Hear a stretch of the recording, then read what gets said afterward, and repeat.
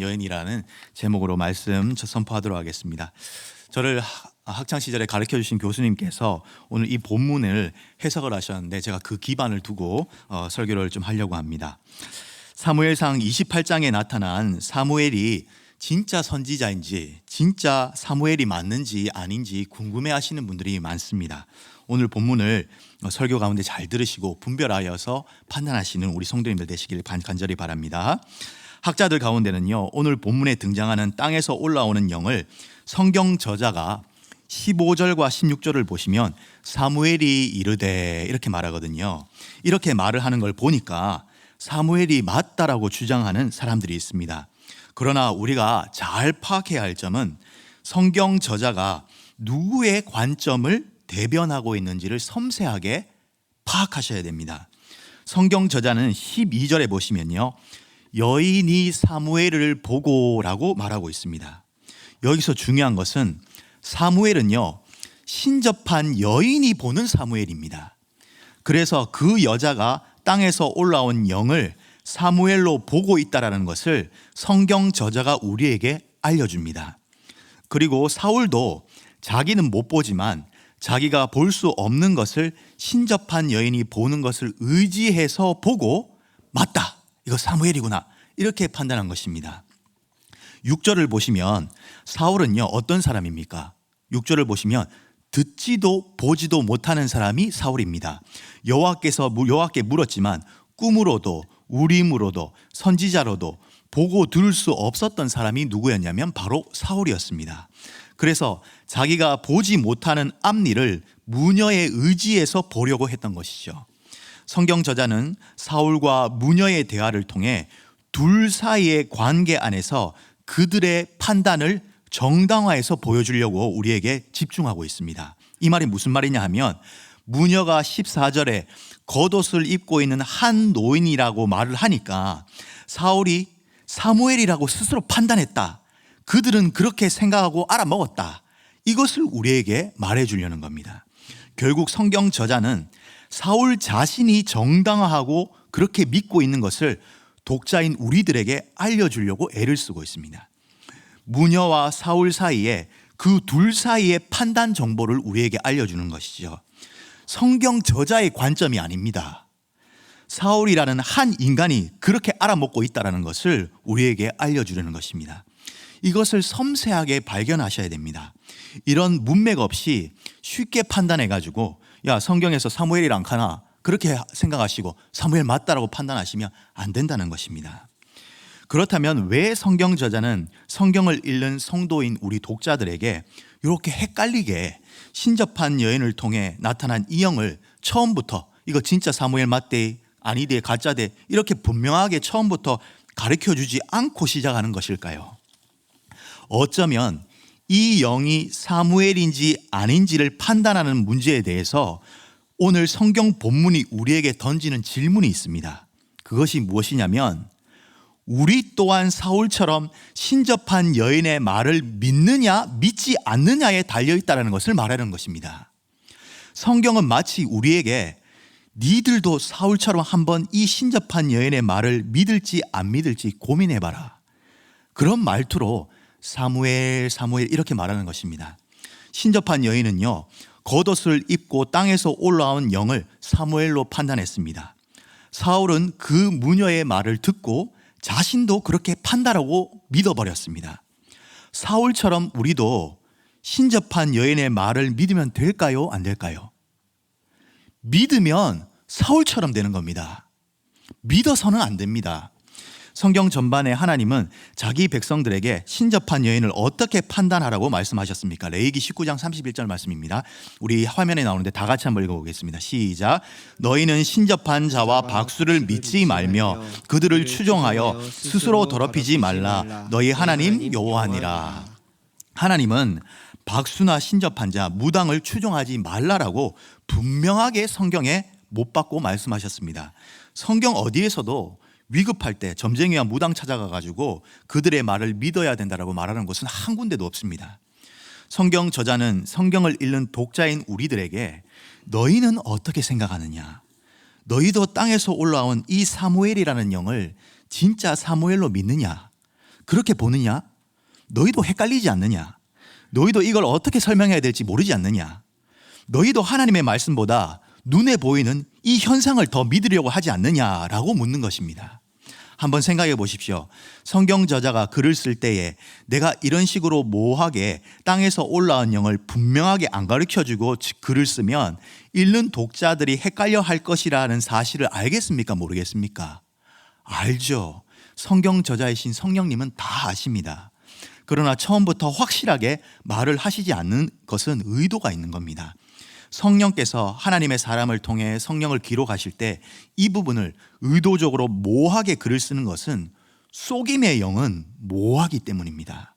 그 모호함 속에서도 기록된 말씀 앞에 굳건히 서라. 이것을 말하려고 하는 것입니다. 이러한 저자의 저술 전략을 뒷받침해주는 근거들이 몇 가지가 있는데 오늘 본문을 잘 읽어보시면 반복돼서 등장하는 주제가 한 가지가 있습니다. 그것이 무엇이냐면 속임이라는 주제입니다. 속임 모티프가 등장합니다.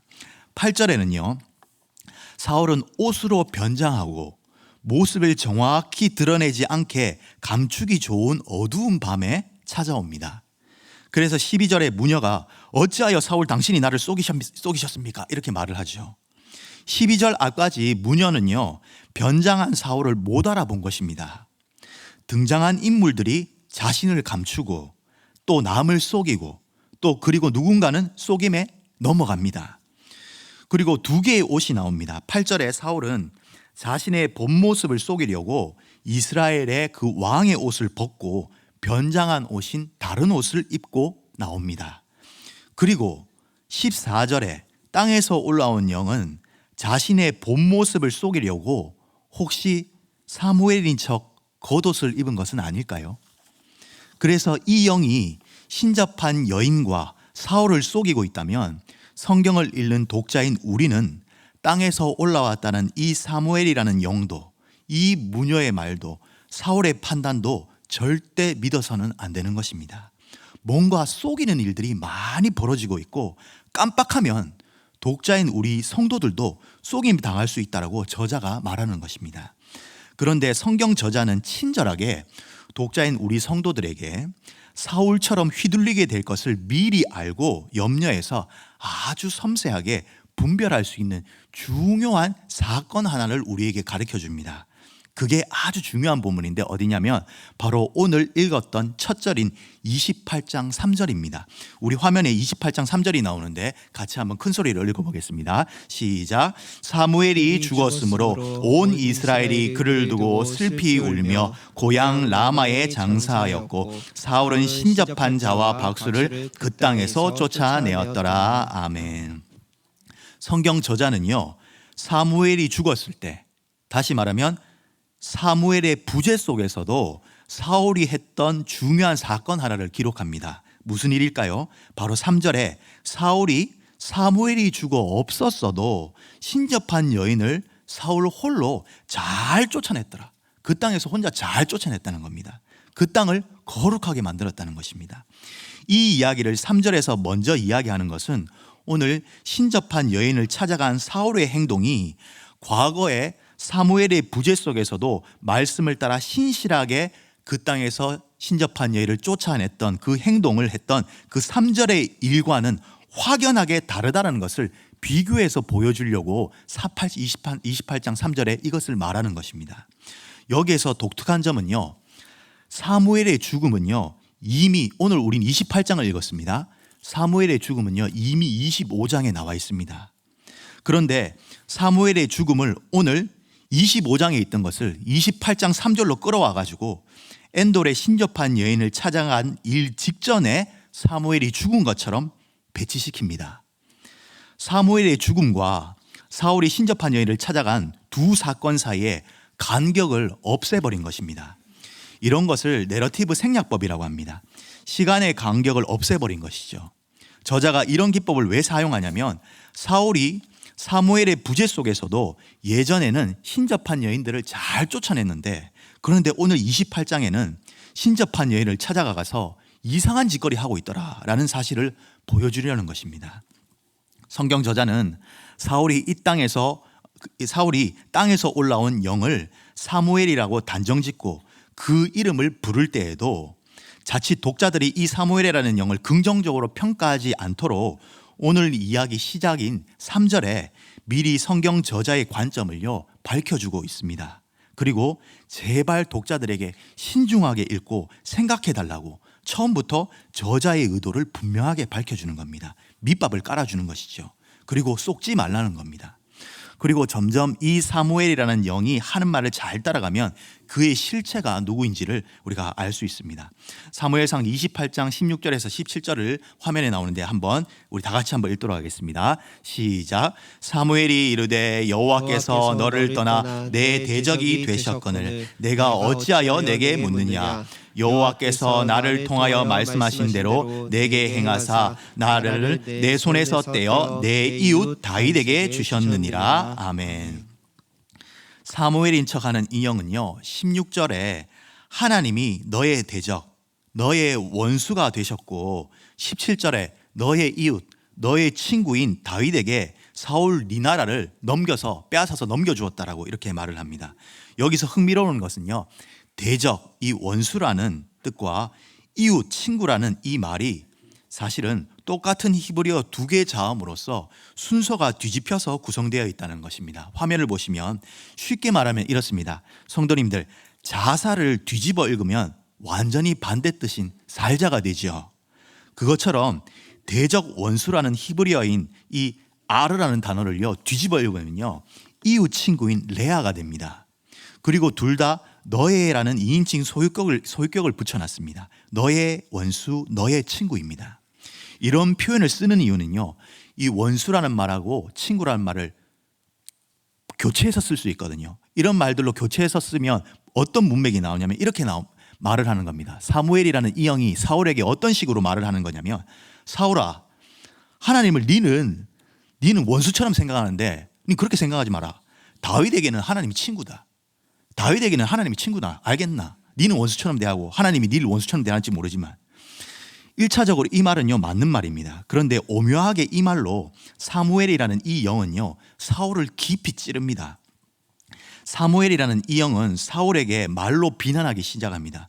하나님은 다윗에게는 이웃이고 친구인데 니한테는 원수 대적 아이가. 그리고 하나님은 이미 널 버렸는데 왜 쓸데없는 짓거리 하려고 날 불러들이키노? 이렇게 말하는 겁니다. 사울은 안 그래도 물어도 대답 없는 하나님 때문에 속상한데 사무엘이라는 이 영이 올라와서 하는 말 때문에 더 막막함과 좌절을 느낍니다.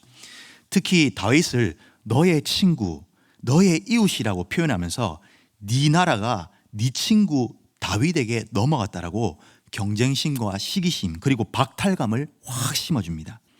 결국 이 사무엘이라는 영은 더 깊은 좌절과 염려를 사울에게 심어주는 거죠. 여기서 잘 따져봐야 할 것이 있습니다. 과연 하나님은 사울을 버리셨는가 하는 것입니다. 한번 생각해 보겠습니다. 다윗은 사울을 죽일 수 있는 기회가 몇 번이 왔는데도 왜 죽이지 않았습니까? 다윗의 마음 안에 사울은 하나님의 기름 부음 받은 종이기 때문에 그 사실로 인해서 죽일 수 없었던 것이죠. 하나님께서 그런 마음들을 다윗에게 부어주셨고 죽일 능력이 있는 다윗의 마음을 붙들고 계셨던 것입니다. 다시 말하자면 하나님이 다윗을 통해서 사울에게 끊임없이 자비하심을 베푸셨던 것이죠.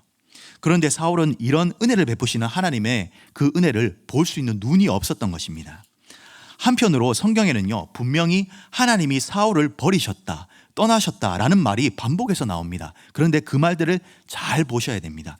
사무엘상 16장 14절인데요. 제가 한번 읽어보겠습니다. 여호와의 영이 사울에게서 떠나고 여호와께서 부리시는 악령이 그를 번뇌하게 한지라. 사울을 번뇌하게 만들고 그의 대적이 된 것은요 하나님이 아니고 나쁜 영입니다. 나쁜 영이 사울을 번뇌하게 하고 고통스럽게 만든 것입니다. 그리고 하나님이 사울의 나라를 빼앗아서 다윗에게 줬다고 하는데 사무엘이라는 이 영은요 본질을 흐리고 있습니다. 사무엘상 15장 28절입니다. 제가 한번 읽어보겠습니다. 사무엘이 그에게 이르되 여호와께서 오늘 이스라엘 나라를 왕에게서 떼어 왕보다 나은 왕의 이웃에게 주셨나이다. 이렇게 기록되어 있습니다. 사울 니보다 나은 왕에게 주셨다 이렇게 기록되어 있는데 여기서 나은이라는 말은요 히브리어로 토브라는 말입니다. 선하다는 뜻입니다. 그러니까 선한 네 친구 다윗에게 하나님이 이스라엘 나라를 넘겨주셨다는 말입니다. 하나님은 왜 사울의 나라를 넘기셨는지 이유를 알려주시고 더 선한 자에게 이스라엘을 넘겨주셨다라고 당위성을 이야기합니다. 사울이 안심해도 될 정도로 선한 사람에게 넘겨주었다라고 빼앗아서 넘겨준 게 아닙니다. 그리고 하나님이 이스라엘 나라를 다윗에게 넘겨주셨다고 말한 이후에도 성도님들 잘 들어보십시오. 다윗에게 나라를 넘겨주었다라고 말을 한 이후에도요, 당분간은요 사울은 왕 노릇을 계속했습니다. 심지어 마지막 사울이 죽는 순간까지 사울은요 이스라엘의 왕 노릇을 했습니다. 그리고 평소에 사울은 다윗을 자기 후임이라고 중간중간에 말하기도 했었습니다. 특히 사무엘상 16장 1절을 한번 보시겠는데요. 하나님이 사울을 버렸다라는 말이 16장 1절에 나옵니다. 제가 읽어보겠습니다. 여호와께서 사무엘에게 이르시되 내가 이미 사울을 버려 이스라엘 왕이 되지 못하게 하였거늘 하면서 버렸다라고 이렇게 말하죠. 근데 이게 16장 1절입니다. 그런데 16장 마지막에 무슨 사건이 등장하냐면 하나님이 다윗을 통해 수금으로 사울을 힘들게 하는 악령을 쫓아내시고 사울의 마음을 상쾌하게 했던 이야기가 16장 마지막에 나옵니다. 성도님들 잘 보십시오. 사울을 버렸다라는 이야기가 16장 1절에 나오고 사울을 회복시키는 이야기가 16장 마지막에 나옵니다. 이런 구도가 무엇을 말하겠습니까? 하나님이 사울을 떠났고 버렸다라고 기록된 이후에도 하나님의 보살핌은요 사울에게 지속적으로 있었다는 것입니다. 결국 사무엘이라는 이 영은 사울에게 행하신 여호와의 일을 모략하고 왜곡하고 있는 겁니다. 사울이 개인적으로 느끼고 있는 잘못된 배신감을요 이 사무엘이라는 영은요 더욱 강화시키고 있습니다. 푹 찌르고 있는 것이죠. 여기서 사울에게 나타난 이 사무엘이라는 영이 어떤 녀석인지 드디어 그 실체를 파악할 수 있습니다. 성도님들, 사울이 왕이 된 이후로 끊임없이 사무엘을 따라다녔던 한 영이 있습니다. 누구겠습니까? 악한 영입니다.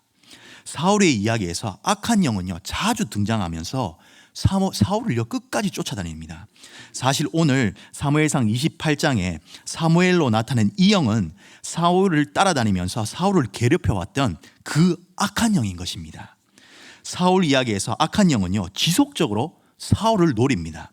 특히 이 악한 영은 사울을 선악간에 혼돈하게 만들어서 다윗이 수금을 켜서 마음을 회복시켜줬음에도 심지어 골리앗을 이겨가지고 사울의 나라를 건져주었음에도 불구하고 이웃이자 친구인 이 다윗을 어떻게 보게 만듭니까? 대적이자 원수로 보게 만듭니다. 누가요?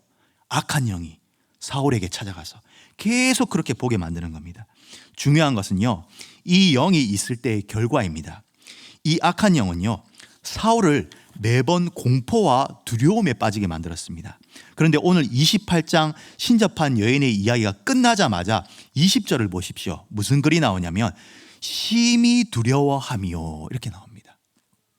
사울이 심히 두려움에 쌓여서 공포를 느낍니다. 이 영은 지금까지 침묵하며 사울을 두렵게 해왔지만 결정적인 순간에는요 직접 겉옷을 입고 나타나가지고 사무엘이라는 척 거짓된 모습으로 나타나서 사울에게 말도 걸고 심히 두렵게 만들고 심지어 하나님으로부터 사울을 끊어내려고 하고 있습니다. 결정적으로 19절에 보시면 진짜 사무엘이라면 도저히 할 수 없는 말을 내뱉습니다. 무슨 말을 하죠? 28장 19절입니다. 같이 한번 읽어보겠습니다. 시작. 여호와께서 이스라엘을 너와 함께 블레셋 사람들의 손에 넘기시리니 내일 너와 내 아들들이 나와 함께 있으리라. 여호와께서 또 이스라엘 군대를 블레셋 사람들의 손에 넘기시리라 하는지라. 내일 너와 네 아들들이 나와 함께 있을 것이다. 네와 네 자식들이 죽으면 자기와 함께 있을 것이라고 말합니다. 이것이 무슨 말입니까? 사무엘이라는 이 속임의 영이 노리고 있는 것입니다. 지금 여기서 악한 영은요 산자와 죽은 자를 구별하지 않고 있습니다. 이것이 이 악한 영, 즉 사탄이 가장 원하는 바가 아니겠습니까? 산자를 죽은 자 가운데 머물게 하는 것이 사탄이 제일 원하는 것이 아니겠습니까? 그런데 이 사울을 하나님은요 끝까지 포기하지 않으십니다. 악한 영은 사울을 두렵게 만들었죠. 그렇죠? 이 사무엘이라는 영은 사울을 두렵게 만들었습니다. 그런데 구절을 자세히 보십시오. 하나님은 누구를 두렵게 만드는 줄 아십니까? 다름 아니라 신접한 여인을 두렵게 만듭니다. 이 무녀가 어떤 사실을 떠올리면서 나를 올무에 빠져 죽이려 한다라고 두려워하기 시작합니다. 사울이 과거에 이스라엘 땅에서 신접한 자와 박수를 멸절시키는 사건을 떠올리면서 회상하면서 두려워하기 시작합니다. 이 무녀는 일단 변장한 사울을 모르고 자기 살려고 그냥 한 말입니다. 나 이제 무녀 짓거리 안 한다. 그거 했다가 옛날에 사울 왕이 무녀들 다 쫓아내고 멸절시켜 죽였는데 지금 나보고 무당짓 하라고 그러나, 나를 올무에 빠뜨리려고 그러나 하면서 그렇게 말을 하죠. 이 말 속에, 그런데 여러분들 잘 들어보십시오. 이 말 속에 무슨 의도가 있겠습니까? 그 여인은 자기 살려고, 무녀는, 무당은 자기 살려고 내뱉은 말인데 하나님은 이 말 속에 오묘한 뜻을 담아둡니다. 뭐냐면 이 말 속에는요, 무녀의 의도와는 다르게 사울이 자기가 했던 옛날 이야기를 듣게 됩니다. 그리고 이 말에는 무슨 뜻이 들어있겠습니까? 사울, 당신이 누구인 줄 아시겠습니까? 라고 묻는 겁니다. 사울의 입장에서는 신접한 여자가 두려워하는 말을 통해서 무엇을 떠올리게 됩니까? 무엇을 떠올려야 합니까? 그래, 맞아. 내가 옛날에 그런 일을 했었지. 사무엘이 죽고 없었지만 예전에 하나님의 말씀대로 내가 약속의 땅에서 신접한 자와 박수를 내가 쫓아냈었지. 이 땅을 거룩하게 만들어서 하나님의 뜻을 성취했었지. 하나님의 말씀을 따라, 여호와의 율법에 따라 내가 그런 일을 행했었지.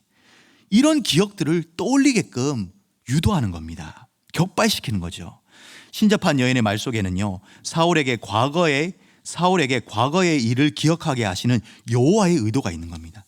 죽은 사람의 입이 아니라 사울이 삐뚤어진 마음으로 찾아갔지만 악한 영을 만나기 전 마지막으로 만나는 산 사람의 입술인 그 신접한 여인을 두렵게 하셔서라도 하나님은 그 여인의 입술을 통해 보이지 않는 하나님께서 사울을 깨우치려고 하는 그 의도가 있는 것입니다. 두려움에 벌벌 떨면서 말하는 이 신접한 여인의 입에서 나오는 이 말은 하나님이 사울을 향한 애타는 마지막 경고가 아니겠습니까? 한 번 더 생각해봐라. 네가 누구인지 알겠느냐? 네가 예전에 한 그 신실한 행동들을 돌아보라. 그리고 돌이켜서 너희 하나님 여호와께 절박하게 묻고 또 물어라. 이렇게 말하는 겁니다. 여기서 왜 하나님은 사울에게 대답을 안 하셨던 것일까요? 역대기 저자는요, 사울의 죽음에 대해서 이유를 가르쳐 줍니다. 역대하 10장 13절에서 14절까지 화면에 보시는데 같이 한번 읽어보겠습니다. 시작. 사울이 죽은 것은 여호와께 범죄하였기 때문이라. 그가 여호와의 말씀을 지키지 아니하고 또 신접한 자에게 가르치기를 청하고 여호와께 묻지 아니하였으므로 여호와께서 그를 죽이시고 그 나라를 이새의 아들 다윗에게 넘겨주셨더라. 아멘.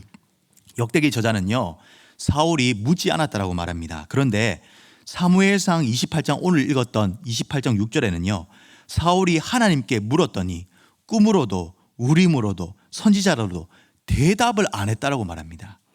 역대기에서는 묻지 않았다고 말하고 사무엘상에서는 하나님이 대답을 안 했다고 말하고 이렇게 말합니다. 성도님들, 여기서 흥미로운 점이 있습니다. 역대기에서 묻다라는 말은요, 히브리어로 다라시 동사라는 건데요, 추적하다라는 뜻이 있습니다. 이게 무슨 뜻이냐면 절박하게 붙들고 쫓고 묻는 겁니다. 그런데 사무엘상 28장 6절에 사울이 하나님께 묻다라는 말은요, 사알이라는 히브리어인데 이 말은 일반적인 문의하다라는 뜻입니다. 슈퍼마켓 들어가가지고 여기 물건이 있습니까? 말하는 그런 수준입니다. 이 정도의 물음 수준이죠. 사울은 하나님께 건성으로 물었던 것입니다. 역대기 저자는 하나님께 사울이 절박하게 묻지 않았다라고 말하는 겁니다.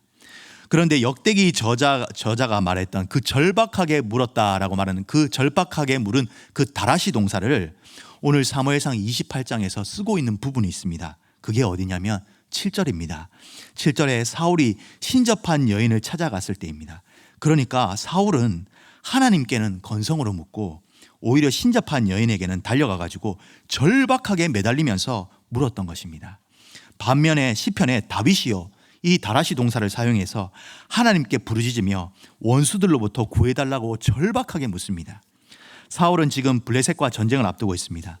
하나님께 자신이 치를 그 블레셋과의 전쟁을 피할 수 있거나 아니면 이길 수 있는지, 아니면 자기 때문에 자기와 함께 전장에 나온 이 수많은 사람들을 죽음에 처하지 않게 할 수 있는지 절박하고 간절하게 물어야 하는 순간에 처해 있습니다. 그런데 하나님께서는 건성으로 물으며 아무 말씀도 하지 않는다는 이유로 신접한 여인을 쫓아갑니다. 사울의 마지막 죽음을 여러분 한번 생각해 보십시오. 사울은요, 이방인들에 의해 죽음을 당할 수 없다고 말하면서 자기 부하를 시켜 자기를 찌르라고 그럽니다. 자기는 여호와의 택한 백성이기 때문에 수치스러워 가지고 할례도 안 받은 저런 더러운 이방인들에게 내가 죽는 건 내가 수치스러워, 내가 감당을 못하겠다 하면서 그렇게 말하지 않습니까? 문제는 하나님이 아무런 말씀도 하지 않는 이 무능한 지도자는 죽는 순간까지 자기가 하나님이 택한 구별된 백성이고 심지어 거룩하고 할례받은 사람으로서 불신자들에게 죽는 것은 부정한 행위라고 자신을 매우 고결한 사람인 양 스스로를 그렇게 믿고 있다는 사실입니다. 사울은 자신에게 무슨 문제가 있고 내가 이 많은 사람들을 이 죽음의 전장까지 끌고 왔고 하나님이 지금도 나에게 침묵하고 있다는 사실을 통해서 정직하게 자기 자신을 돌아보고 하나님께 물어야 되는데 오히려 죽음의 순간까지 왜곡된 자기 정체성으로 자기 자존심 지키기에 급급한 사람이 바로 사울이었습니다. 사울이 오늘 찾아간 이 엔돌은요, 화면을 한번 보십시오. 화면을 보시면요, 수넴을 지나가야지 도달할 수 있는 곳이 엔돌입니다. 중간에 수넴은요, 블레셋이 진치고 있습니다. 사울은 지금 맨 밑에 있는 길보아에 있는데 길보아에 이스라엘 진영이 있습니다. 적의 진영인 수넴을 뚫고 가야지 엔돌로 갈 수 있습니다. 전쟁 중에, 지금 전쟁 중이지 않습니까?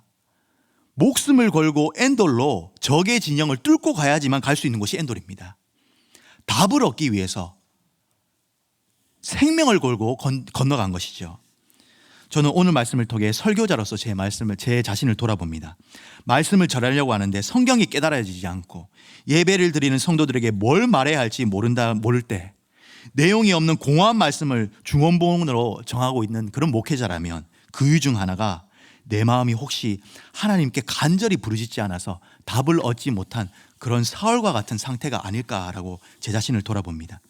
절박한 상황에서 하나님께 간절히 물어 말씀 속에서 답을 찾지 않고 건성으로 하나님께 묻고 공허한 이야기들을 강대상에서 내뱉는 목회자라면 우리 그런 목회자는 바로 사울처럼 그런 영적 상태가 되어버린 것입니다. 그분의 뜻을 간절히 구하지 않으면서 세상의 방식을 찾는 데에는 마음을 다해 목숨을 다해 생각하고 고민하고 애를 쓰고 있지 않는지 오늘 말씀을 통해 돌아봅니다. 왜냐하면 저도 자주 이 어렵고 절박한 한국교회 상황 속에서 하나님이 나에게 대답하시지 않는다라고 생각할 때가 많기 때문입니다. 그래서 하나님이 일하시지 않는 것처럼 느껴지고 그런 상황에 좌절하고 마음이 눌릴 때가 많기 때문입니다.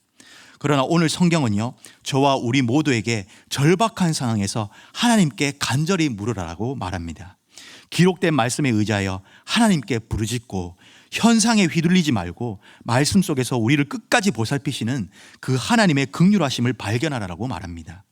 사울의 삶 곳곳에서 세미하게 사울을 보살피신 그 하나님의 손길이 우리에게도 있다라고 이렇게 말하는 것입니다.